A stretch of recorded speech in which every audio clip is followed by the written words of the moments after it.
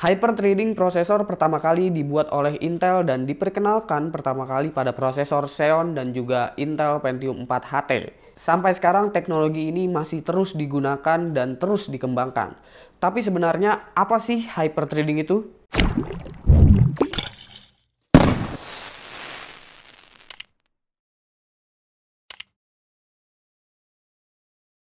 Beberapa orang masih ada yang misleading soal hyper-threading prosesor.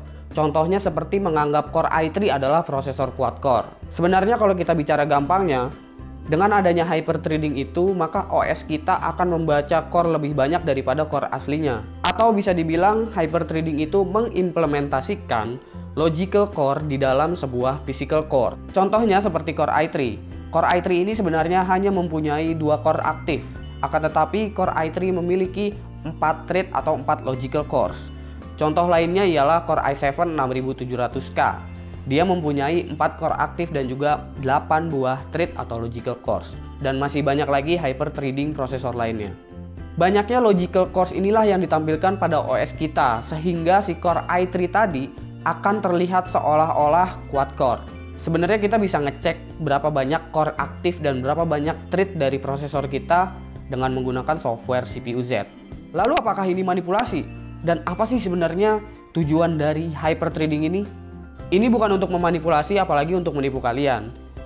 Teknologi hyper-threading sebenarnya digunakan untuk membuat setiap core prosesor berjalan lebih efisien. Jadi setiap core-nya akan dipecah menjadi 2 jalur, yaitu menjadi thread atau logical cores tadi. Karena sistem kita bersifat multitasking. Dan semua eksekusi proses dilakukan secara berurutan sesuai dengan algoritmanya dan prosesnya itu sangat cepat. Hyper-threading membuka sebuah jalur agar proses tersebut bisa dijalankan secara paralel dalam setiap core-nya.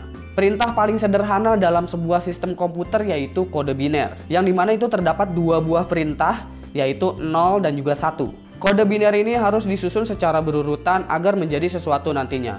Contoh, untuk membentuk huruf A aja, komputer perlu melakukan 8 proses kode biner, yaitu 0, 1, 0, 0, 0, 0, 1, 0. Dan itu harus dilakukan secara berurutan. Kalau enggak, maka akan menjadi sesuatu yang berbeda. Di dalam sebuah prosesor yang enggak mempunyai hyper-threading, 0 dan 1 ini dikerjakan dalam satu jalur prosesnya.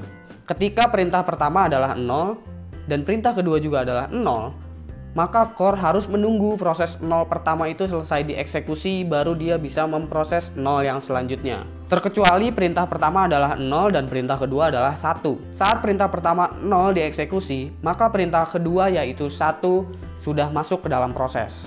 Tapi dalam sebuah prosesor hyper-threading ini akan menjadi sangat efisien karena core akan membagi kerjanya, siapa yang mengerjakan 0 dan siapa yang mengerjakan 1. Lalu semua proses itu dituangkan sesuai urutan algoritmanya. Terus kalau gitu prosesor tanpa hyper-threading itu jelek?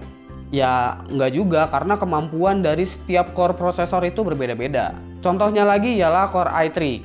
Core i3 ini mempunyai hyper-threading, tapi kemampuan core-nya jelas jauh berbeda dengan Core i5, meskipun Core i5 nggak memiliki hyper-threading. Terus kenapa belakangan ini AMD selalu ketinggalan sama Intel, terutama ketinggalan sama Core i7?